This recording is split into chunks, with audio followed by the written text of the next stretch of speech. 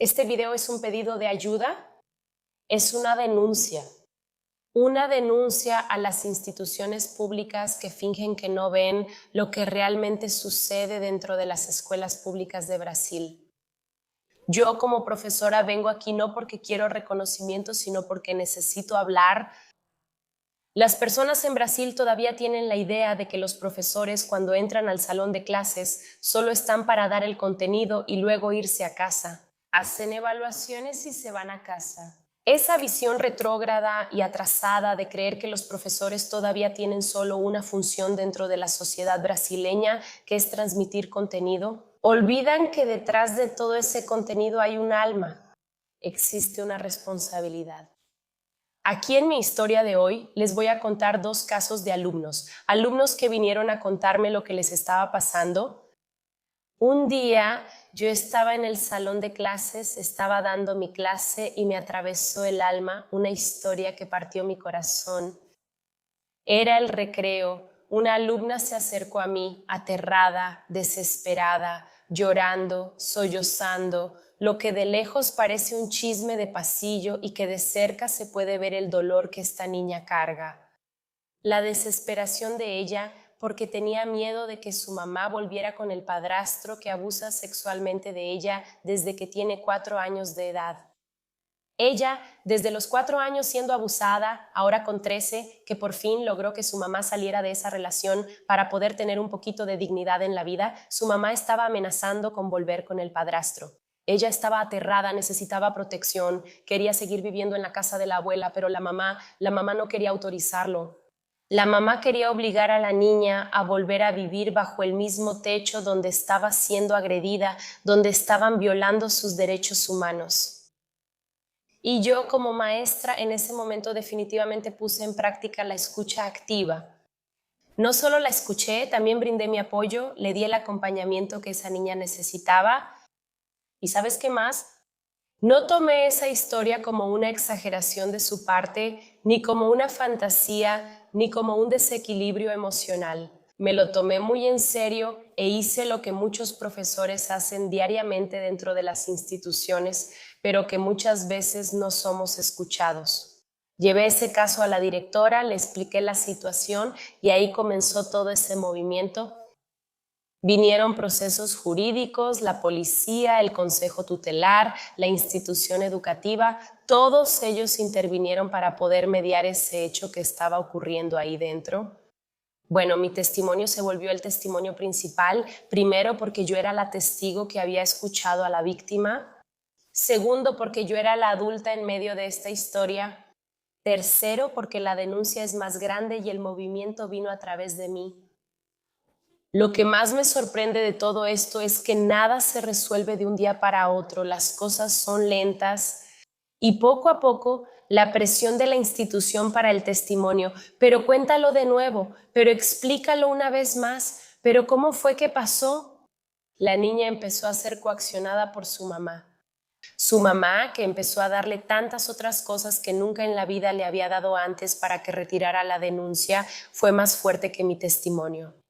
Sí, su mamá le hizo promesas, viajes de ensueño, el cuarto de sus sueños, el celular de sus sueños, lo que hacía que la niña tuviera contradicciones totales en lo que decía.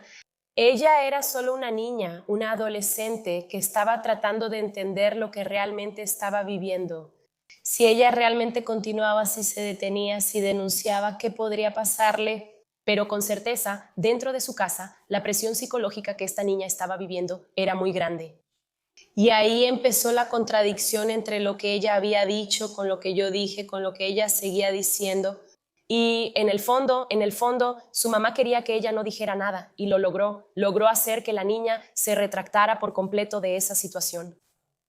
Pero la denuncia que vengo a hacerles hoy es: ¿cómo queda el estado de un adulto que enfrenta una verdad como esa, que escucha a una niña llorando en su oído, que está rompiendo en llanto dentro del salón de clases, que ves el desempeño horrible que estaba teniendo con las calificaciones y no solo ella? Y la institución no te da ningún tipo de apoyo. Hoy no existe ningún tipo de apoyo ni de acompañamiento para los maestros. Entonces, el paso que di para proteger a una víctima, ¿en qué se convirtió? Amenazas. Se convirtieron en amenazas, se convirtieron en miedo, se convirtieron en un peligro. Se convirtió en eso de que estás metiéndote con mi familia y qué tipo de protección tengo yo, qué tipo de apoyo tengo, qué tipo de cuidado tengo, qué tipo de escucha tengo, ninguna. La verdad es que las instituciones pueden ser vistas como las grandes precursoras de la enseñanza, pero en el fondo, ellas mismas no les dan apoyo a estos profesores. ¿Sabes que nosotros, detrás de un GIS, detrás de un examen, detrás del contenido, vemos el hambre en los ojos de un niño que está ahí en la escuela solo para comer?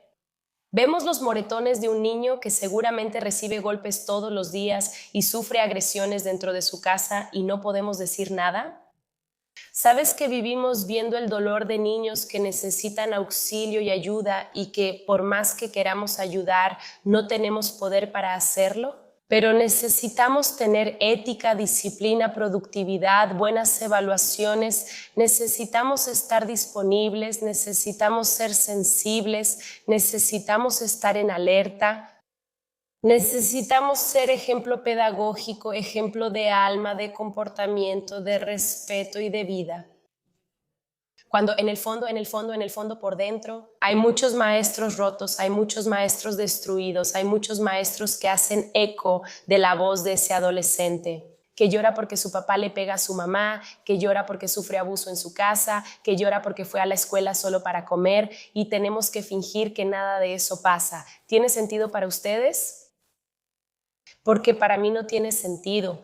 Amo mi profesión, pero sinceramente es doloroso saber que no tenemos ningún tipo de apoyo, que nos ven como si fuéramos los increíbles. Porque tenemos nuestro día, tenemos nuestro homenaje, estamos llenos de frases hechas por ahí, pero en el fondo, no dicen cuál es el verdadero dolor de una maestra, que muchas personas piensan que es solo el salario. No, lo emocional también pesa. Y ahí entro en otro punto sobre otra alumna. Yo estaba en el salón de clases dando clase a mis alumnos y entonces empezaron a atacar a una chica dentro del salón de clases.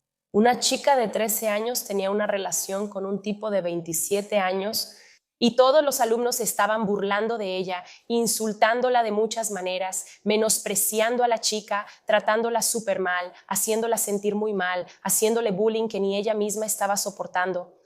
Y sinceramente para nosotras las profesoras es muy difícil, porque sí, nosotras estamos obligadas a escuchar insultos y comentarios sobre nosotras que es difícil hasta de verbalizar.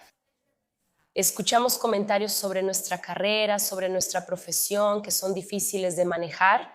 Y obviamente mi papel como profesora es intervenir y hacer que esas peleas se detengan. En medio de todo eso pedí que dejaran de atacar a la niña. Y entonces todos empezaron a decir, pero ella anda con un viejo, está saliendo con un hombre mayor, está saliendo con un tipo de 27 años, eso está mal y todo eso. Me acerqué a ella y hablé con ella sobre el tema. Le pregunté si era verdad y si todo estaba bien. Ella dijo que sí, que aunque tenía 13 años, sí estaba teniendo una relación con una de 27 años, pero que tenía su consentimiento, el consentimiento de su familia y que todo estaba bien. Su familia lo había autorizado y ella hacía lo que quería. Ok, no hay ningún problema si crees que tu familia lo permite, pero yo como pedagoga necesito cumplir un código ético e informar a la dirección sobre estos casos. No solo por la relación, sino también por las burlas que estaba sufriendo dentro del salón de clases, por las bromas de mal gusto que estaban haciendo contra ella, el bullying y las agresiones verbales que estaban cometiendo contra ella. Y en cuanto señalé esto a la dirección mandó llamar a la chica. Lo que pasó fue que ella simplemente negó todo. Empezó a decir que no era verdad, que todo era mentira y que yo era la que estaba instigando a los alumnos dentro de la a atacar. Que todo ese movimiento que yo busqué para protegerla en realidad había sido causado por mí. Que todas las palabras y todo eso habían salido de mi boca. ¿Y sabes qué es lo peor? No tuve ningún tipo de defensa, no tuve ningún tipo de apoyo, al contrario, la dirección quería castigarme por eso. ¿No es absurdo eso? Regresé a casa indignada pensando que todos los días, cuando vamos a trabajar, es un nuevo desafío. Es un nuevo dolor que tenemos que enfrentar. Son dolores fuertes, son dolores de vida, son dolores emocionales, son dolores psicológicos, son niños en formación. Y simplemente no tuve una escucha activa. La directora no quiso escuchar mi lado. Ella no quiso entender lo que yo había escuchado, lo que yo había pasado. Ella simplemente quiso resolver la situación dejándome 100% responsable, como si yo hubiera provocado todo eso y quizás hasta ser penalizada por lo que pasó. Entonces este video sí es una denuncia. Es una denuncia a las instituciones, a las escuelas públicas en nuestro Brasil, a las escuelas que no tienen espacio para el profesor, un espacio de apoyo, un espacio de tratamiento psicológico, ¿sabes? De acompañamiento psicológico. No hay un lugar donde podamos todos los días dejar salir de nosotros cada dolor, cada lágrima, cada hambre, cada desequilibrio, cada llanto, cada moretón, cada denuncia, que todos los días tenemos que superar. Todos los días tenemos que atravesar los derechos humanos básicos.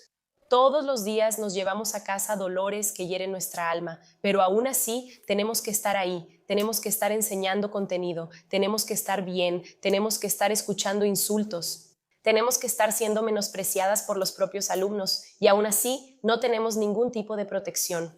Hola mequetes, ¿cómo están? Primero, para mí fue un gran honor recibir la historia de una profesora.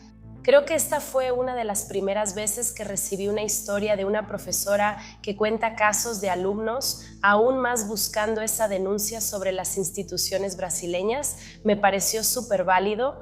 Quisiera leer el texto que la profesora mandó porque ella escribe de una manera tan bonita, pero sé que las palabras de ella, a veces ustedes que ven esto, no podrían entender tanto como cuando lo expresamos con un vocabulario un poco más cotidiano. Incluso quiero subir a mi Instagram ahora, el 1 de mayo, que es el Día del Trabajador, un homenaje a los profesores y hablar sobre esta denuncia, sobre este caso, que creo que necesita y merece visibilidad. Sí, la denuncia de ella es 100% válida. En el fondo creo que nunca he visto a nadie hablando sobre este espacio de apoyo para los profesores. Muy por el contrario, vemos y todavía buscamos, todavía luchamos para que las escuelas tengan ese espacio de apoyo para el alumno, para que el profesor no tenga que cargar con esos dolores. Pero entiendo que un psicólogo no está diariamente dentro de un salón de clases para crear una cercanía, una confianza tal que un alumno se abra con ese psicólogo. Entonces los profesores siempre van a ser vistos como esa red de apoyo, con esa mirada de confianza. Y es muy triste saber que pasaste por eso, intentar denunciar, intentar ser humana, intentar defender a esas personas que lamentablemente terminaron siendo apartadas. Y probablemente ese alejamiento también vino de familias, de amigos y de personas que hacen que ella denuncie lo que pasó. Entonces, la verdad me afectó mucho, pero me alegra que al menos pueda usar un poco mis redes sociales para ayudar en esta causa. Si tú también eres maestra y también tienes historias que contar, mándamelas a históriascaraldehodepaula@gmail.com. Dale like, comenta, comparte y suscríbete. Un beso y hasta el próximo video.